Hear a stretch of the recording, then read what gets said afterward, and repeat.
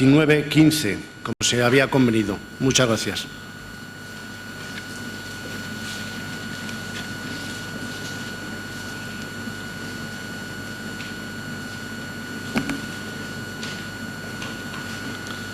Vamos a dar paso a la última ponencia magistral de esta mesa.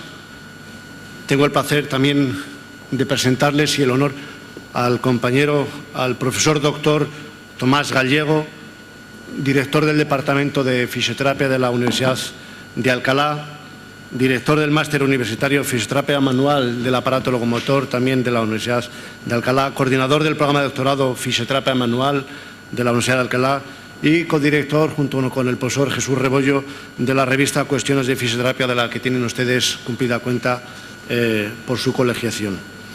Nos va a hablar de, les digo exactamente el título, Diagnóstico en Fisioterapia, del laboratorio a la clínica. Nos va a hacer una visión de cómo surge el concepto, cómo ha ido evolucionando a lo largo de los tiempos y cuáles son las tendencias actuales y la visión de futuro. Muchas gracias, sinceramente, por poder contar con su presencia, cuando quiera.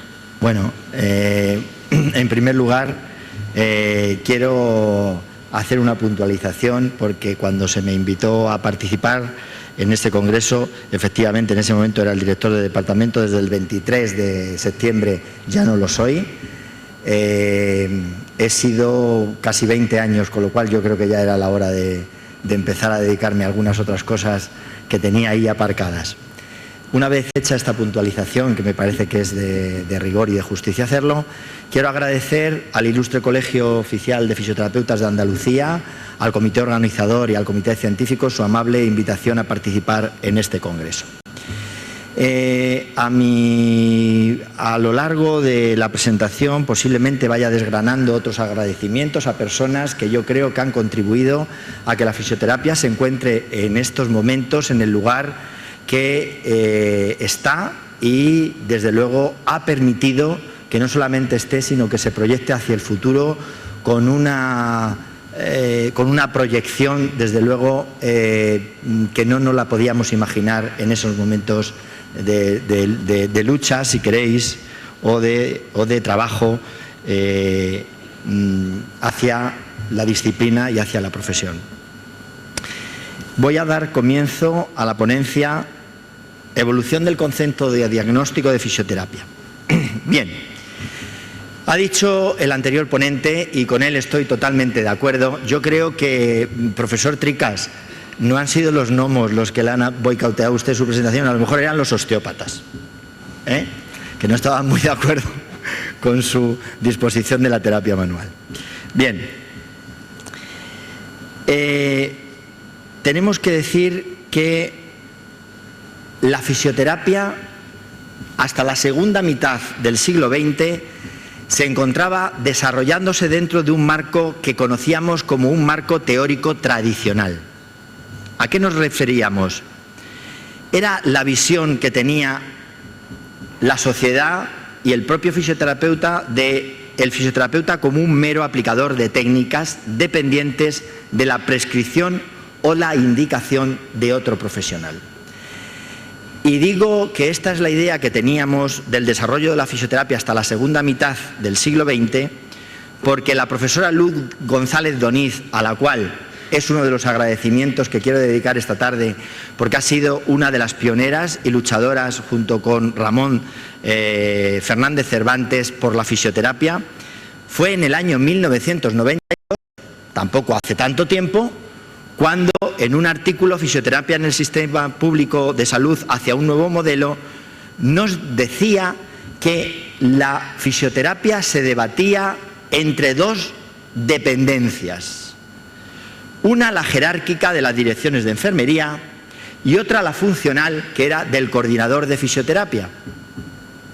Y además, también se debatía con la prescripción del médico rehabilitador. Esto era lo que ocurría en la realidad en la España de los años 90, sobre todo en los hospitales, en los centros de, digamos, públicos de salud.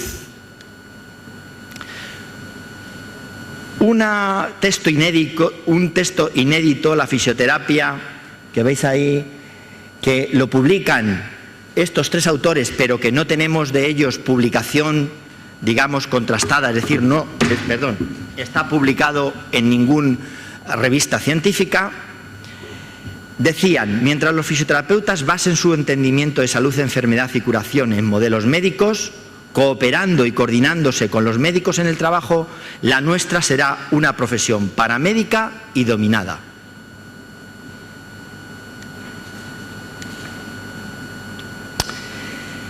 Por lo tanto, nos encontramos con un contexto social en los años 90, desde la asistencia, un marco teórico tradicional, el fisioterapeuta como auxiliar del médico rehabilitador.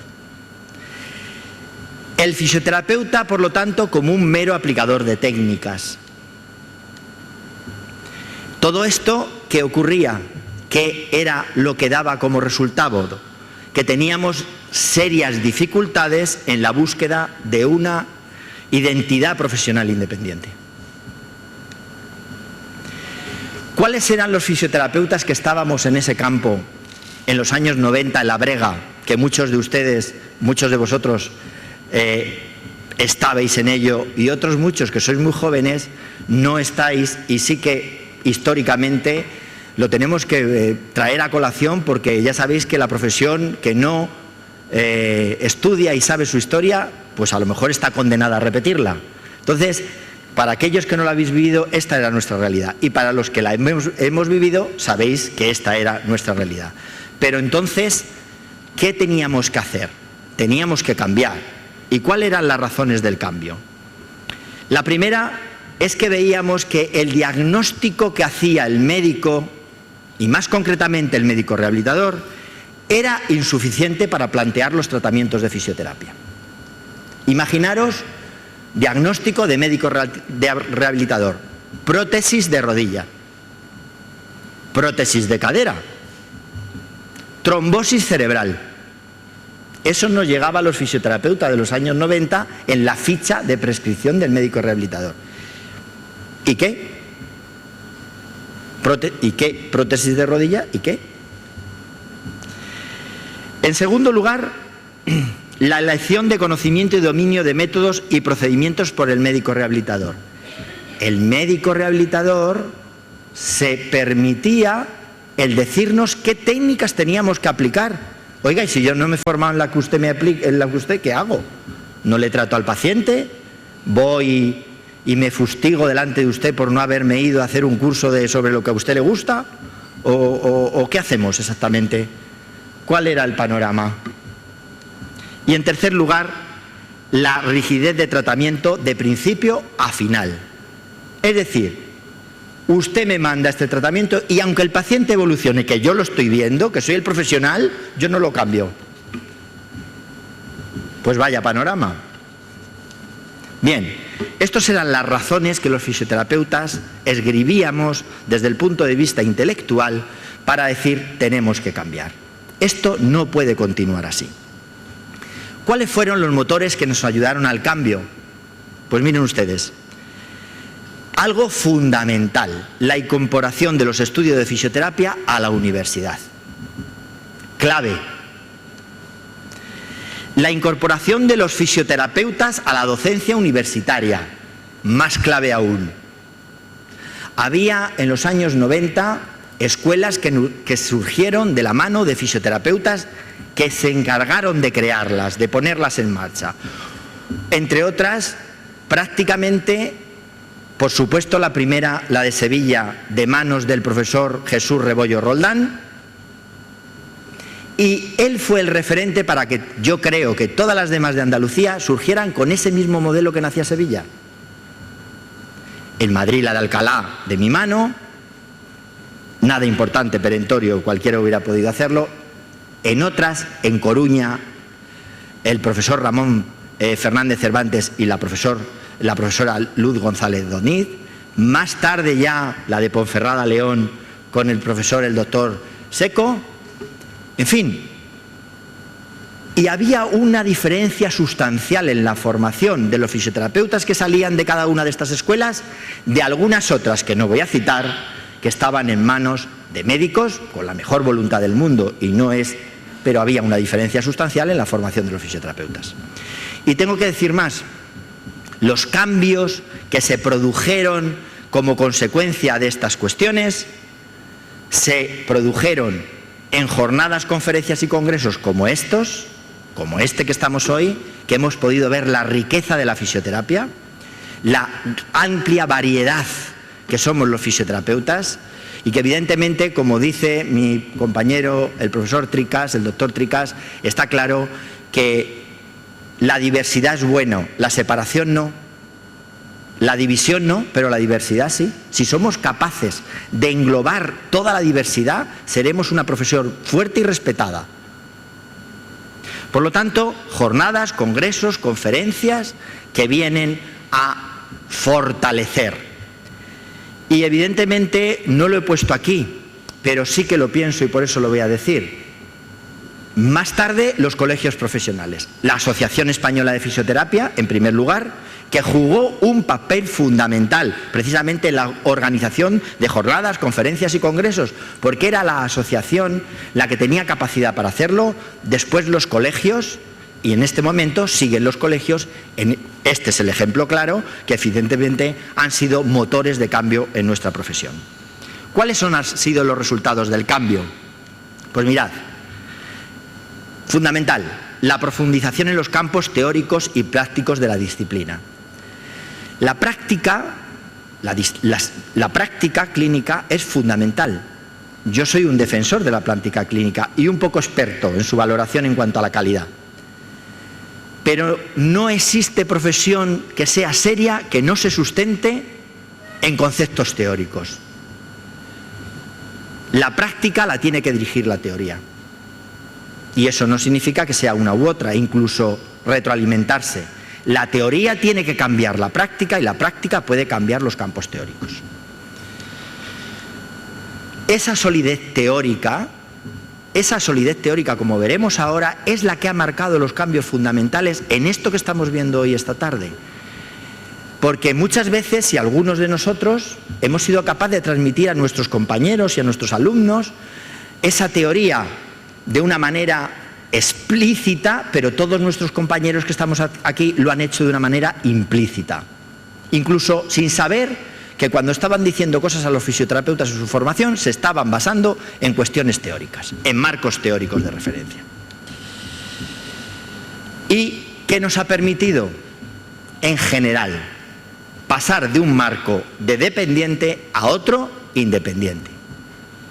Yo lo que he escuchado aquí en esta mesa esta tarde, evidentemente yo sí que me voy a centrar mucho en el diagnóstico desde el punto de vista teórico, pero me voy a centrar en el diagnóstico de fisioterapia.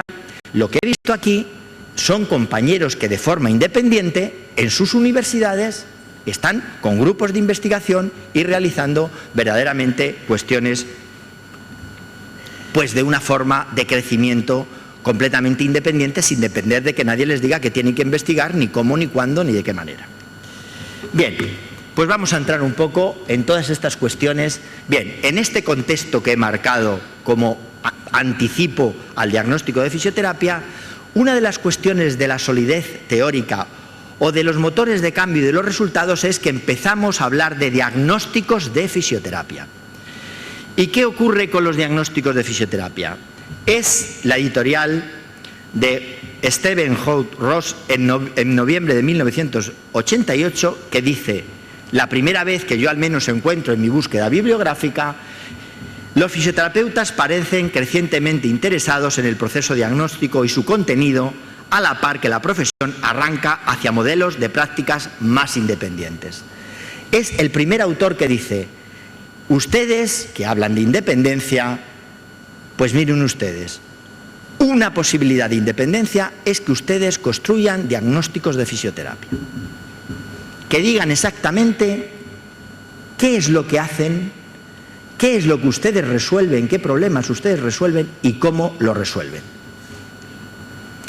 La siguiente artículo que encontramos en ese mismo año, porque es la revista, es la editorial, este es el artículo de Shirley Sharman, que habéis tenido el honor, y yo ayer llegué en el AVE tarde y con lo cual no la vi, de disfrutarla ayer, me parece. En su artículo, en este artículo dice: un paso crítico en el desarrollo de la profesión de fisioterapia es el desarrollo de las categorías diagnósticas.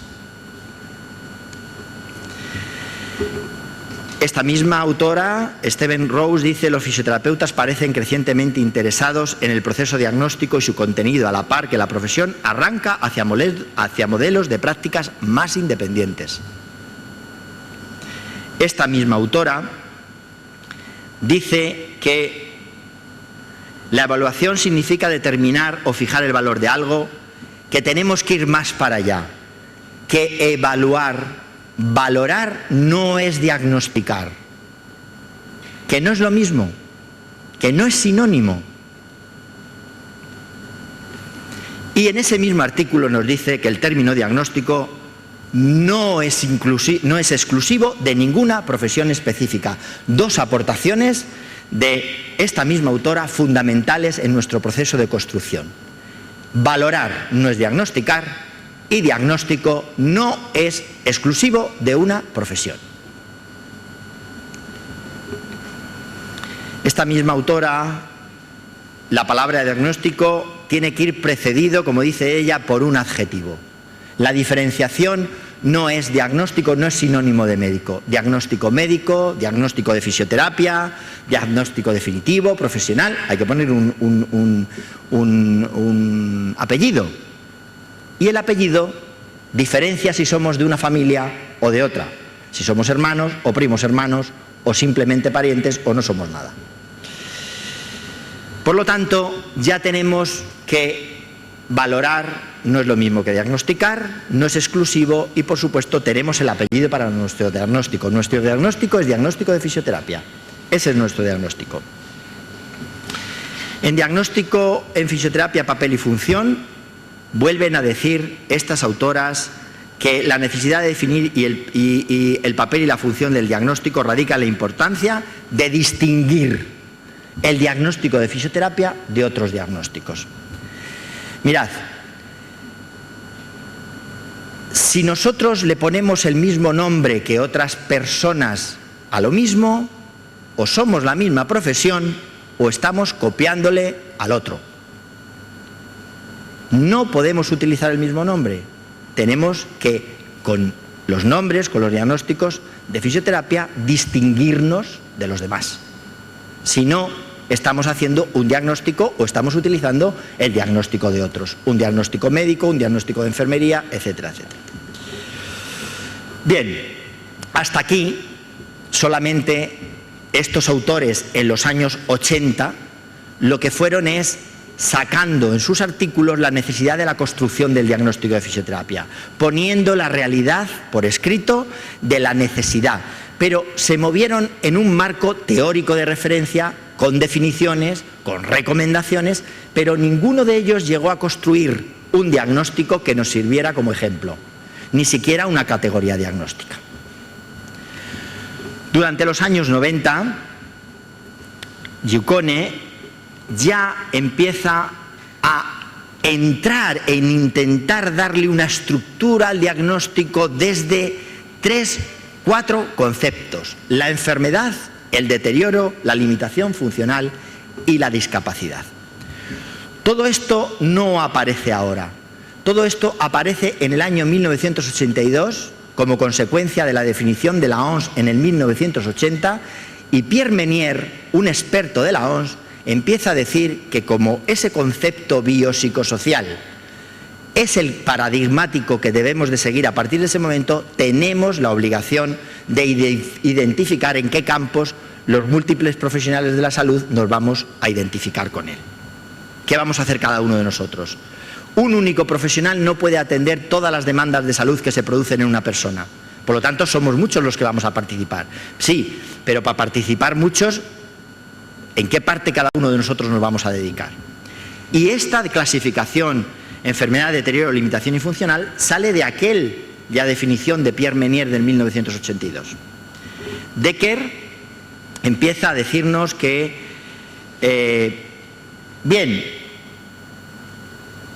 que no parecen estar disponibles aún así, aunque ya hemos dicho deterioro, limitación, lo que será la CIF posteriormente, que muy bien, pero que no tenemos dispuesto ninguna categoría, ningún estudio, ninguna herramienta donde esto se contemple y que nosotros lo podamos aplicar en la práctica. ¿Que dónde está?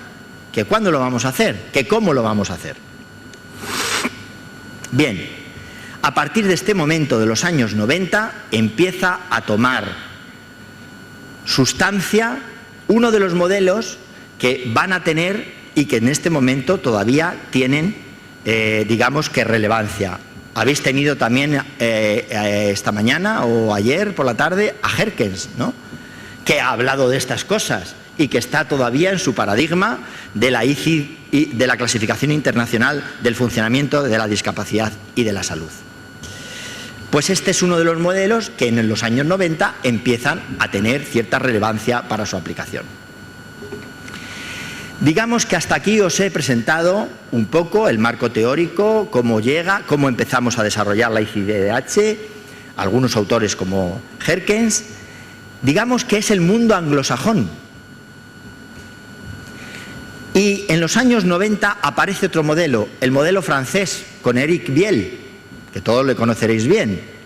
Empieza con Michel Gueda, donde empieza exactamente a hablar de los campos de reflexión, vuelve a repetir un poco, hay que diferenciarse del modelo médico, nosotros no somos médicos, tenemos que diferenciarnos, tenemos que construir diagnósticos que nos identifiquen, que verdaderamente sean distintos. Bien, y empiezan a generar, digamos que la definición de la fisioterapia, que es la patología del movimiento humano. Todo esto lo empiezan a elaborar sobre todo Éric Biel y el modelo francés. En ese mismo año, Éric Biel publica su diagnóstico fisioterapéutico, fisioterápico, concepción, realización y aplicación en la práctica libre y hospitalaria. Y hace dos aportaciones fundamentales. La fisioterapia es la ciencia del movimiento alterado, y otra recoge las definiciones habituales de diagnóstico y concluye: la función diagnóstica tiene por objeto dar sentido a un conjunto de signos y de síntomas. Pero aquí yo os tengo que decir una cosa como lector del libro de diagnóstico fisioterápico. Yo me sentí un poco liado al leerlo, voy a decirlo así. Y evidentemente yo creo que no veo claramente la diferenciación entre valoración y diagnóstico en su libro. Yo me confundo un poco. Es decir, yo creo que valora y no acaba de diagnosticar, pero es mi opinión, ¿de acuerdo? No tiene por qué ser. ¿Cuál es, por lo tanto, la orientación del diagnóstico hasta este momento? En primer lugar, un contexto diagnóstico un contexto teórico de diagnóstico. Los franceses tampoco aportan, si queréis, nada novedoso a la construcción de diagnóstico, siguen en la discapacidad, están en ese modelo, en el modelo de la CIF, y es el que intentan desarrollar, pero que no acabamos de desarrollarlo. Y no acabamos de desarrollarlo porque es difícil el entorno teórico, el marco es muy difícil porque no acabamos de acotar. Los terapeutas ocupacionales, los fisioterapeutas, los asistentes sociales están también en ese modelo. Entonces, ¿cuál es nuestro campo exactamente? Ahí nos debatimos. Es evidente que si fuera fácil hacer categorías diagnósticas, ya las tendríamos hechas. Está claro, no debe ser muy fácil porque no las tenemos hechas. Otra de las cuestiones de orientación hasta este momento es la ICIDH como marco de construcción de los diagnósticos en fisioterapia y, finalmente, la inexistencia de una arquitectura, de una taxonomía diagnóstica definida. No la tenemos, que yo sepa. ¿De acuerdo? Pues esta es la orientación hasta este momento.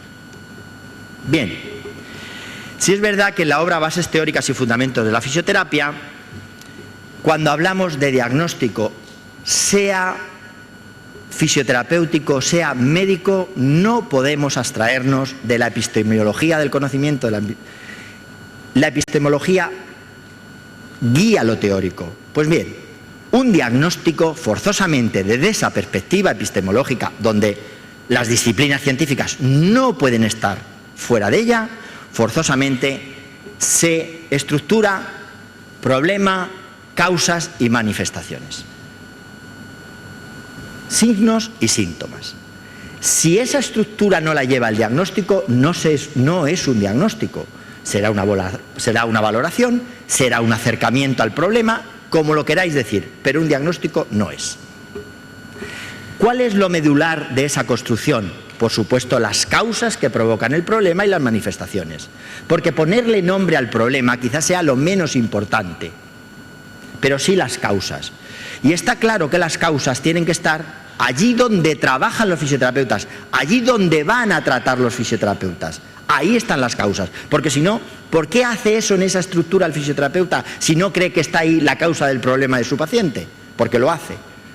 Lo hace porque cree que está la causa ahí. Si no, se iría a otro lado. Por lo tanto, causas, síntomas y signos. El libro blanco de la fisioterapia propone, dentro de la estructura general del título de la asignatura Fundamento de la Fisioterapia, los diagnósticos de fisioterapia.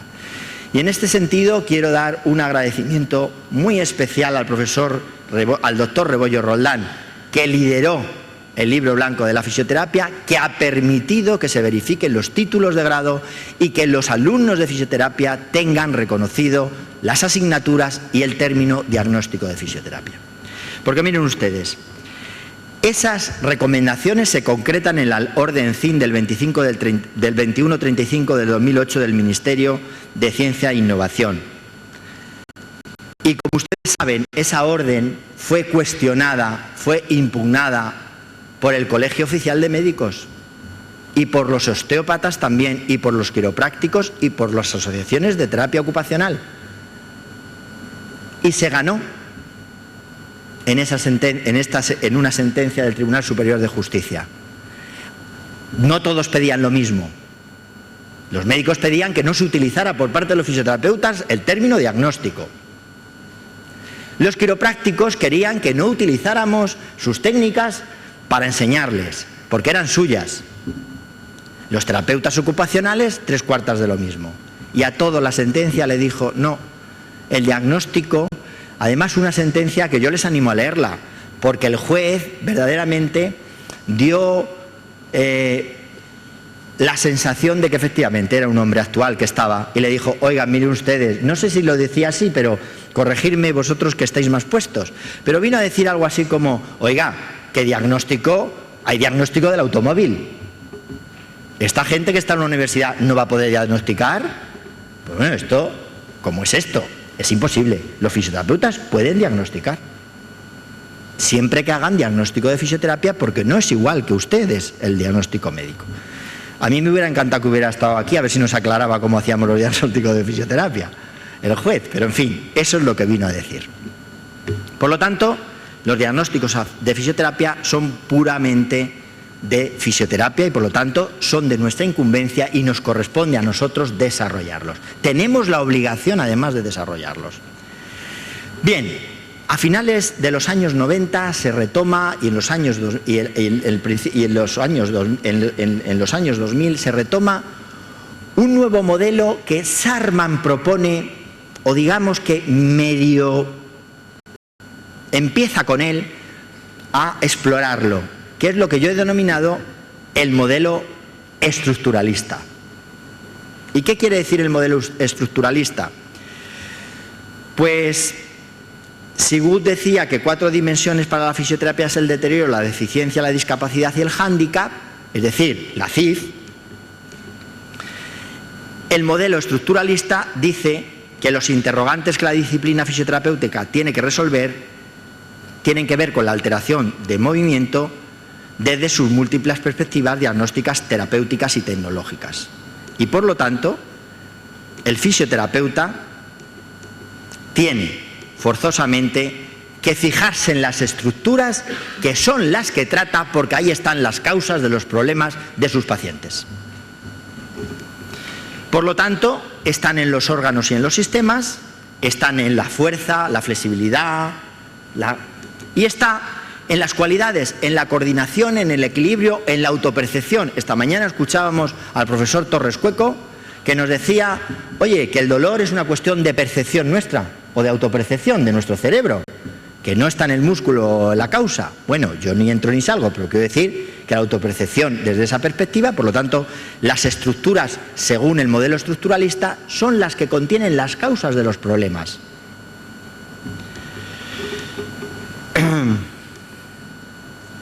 Bien, yo le he oído ahora al profesor Tricas que se me ocurría, bueno, ¿y por qué no llamamos a un problema hipomovilidad e hipermovilidad?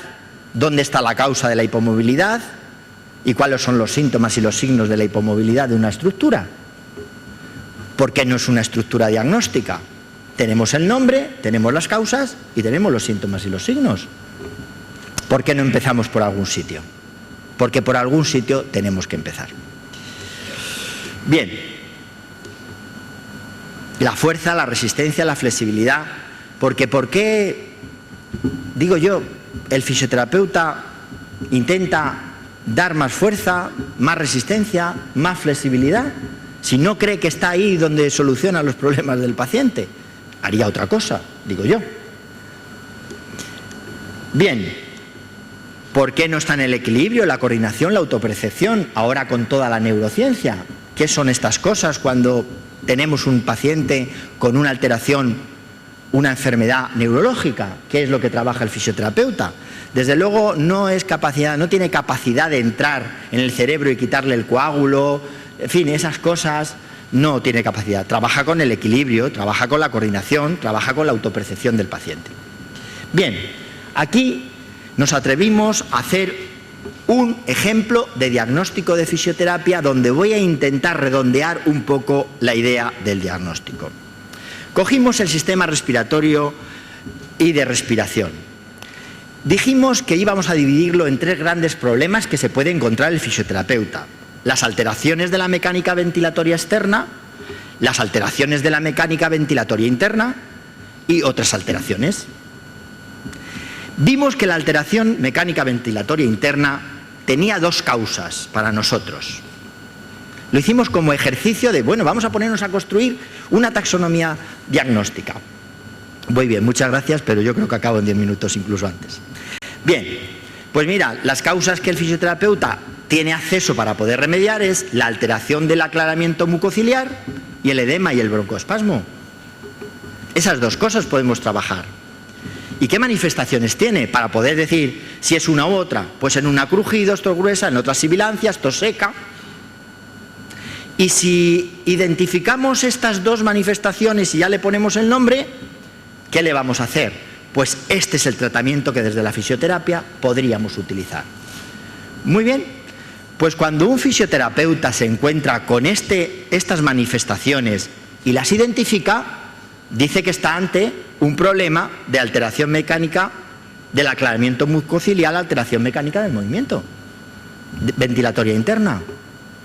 Y además, miraros una cosa importante a la hora de hacer este ejercicio que nos sirvió para decir, pues no estamos muy desencaminados, porque las anomalías de algunas de las dos, tanto la alteración del aclaramiento mucociliar como el edema y broncoespasmo, la pueden producir la bronquitis, por ejemplo, en uno y en otro.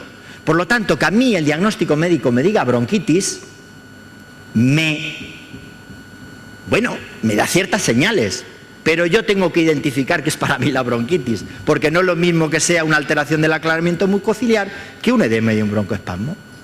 Por lo tanto, bueno, bronquitis y qué. Este es el secreto, sinceramente os lo digo, de las taxonomías diagnósticas. Esto tiene que ser la Biblia. No digo esto, digo cuando las hagamos, no. Cuando las hagamos veremos qué nos falla y las podremos modificar. Cuando las tengamos tendremos una línea de práctica clara y una línea de investigación que nos hará decir, mire usted, las técnicas respiratorias forzadas no valen para nada, no son efectivas, cambiémoslas. Mira, en esto, en toda la tecnología que hemos tenido, además las manifestaciones, tenemos la baja frecuencia, etcétera, etcétera, pero además hemos encontrado esto y esto ya no es válido. Pero eso no significará que no tengamos una estructura diagnóstica que nos guíe y que nos permita efectivamente defender nuestra autonomía y nuestra independencia, no por defenderla, sino por demostrar que tenemos un campo propio del conocimiento. Y ya voy a las conclusiones y me quedan exactamente 11 minutos en el relojito este que me ha puesto usted aquí, pero voy a acabar antes. Porque además, todos los que están sentados en esas sillas en todo el día son ustedes unos valientes. Bien, partimos de un marco tradicional donde nos situaba como menos aplicadores de técnicas sin otra virtud que la de habilidad práctica. Yo no es una cuestión que se lo diga a ustedes, yo me he sentido así. Un habilidoso práctico, más o menos, porque tampoco tenía que hacer nada más. Masaje, movilización, para arriba y para abajo, y se acabó el asunto. Y esperar que llegara la hora para irme a mi casa. Es verdad que como ejercía el ejercicio libre de la profesión, donde yo me sentía fisioterapeuta era con mis pacientes, porque yo sí que ahí hacía lo que creía que tenía que hacer. Pero en el hospital, un mero aplicador de técnicas. Y si me salía de la práctica, pues me costaba una bronca. Una bronca, no que me la dieran, sino tener una bronca en la mayoría de los casos. Bien, la incorporación de los estudios a la universidad y, sobre todo, los profesionales de la fisioterapia a la universidad nos ha permitido que efectivamente estemos hablando ahora aquí de principios de ciencia, de principios disciplinares, de identidad profesional. En los años 80 aparece el término de diagnóstico, no antes, ¿eh? En los 90 se intenta acotar y definir, a finales de los 90 toma verdadero cuerpo como necesidad profesional. Las dos corrientes, desde que se plantean los diagnósticos, y yo no me decanto por ninguna de ellas, sin embargo sí que para mí es más fácil una que otra, no voy a decir cuál, yo creo que a lo mejor hasta se me ha notado, y yo creo que aportaría más identidad profesional, más independencia de línea, de frontera, la discapacidad que toma como base la ICIDH o el CIF y el planteamiento estructuralista. Se pone de manifiesto que la necesidad de la conferencia de consenso de expertos, porque yo creo que aquí sí que lo tienen que liderar las organizaciones colegiales,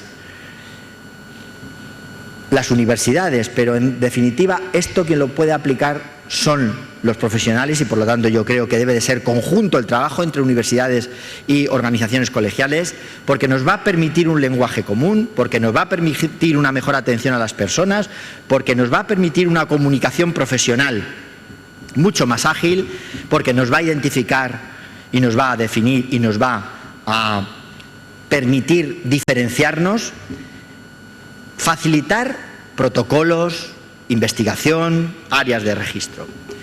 Y simplemente despedirme, darles las gracias, porque a estas horas y con el tute que ustedes llevan de congreso, estar aquí, vuelvo a repetir, son ustedes unos valientes, reiterar al moderador de mesa su amable presentación, al Colegio de Fisioterapeutas y a todos vosotros, muchísimas gracias.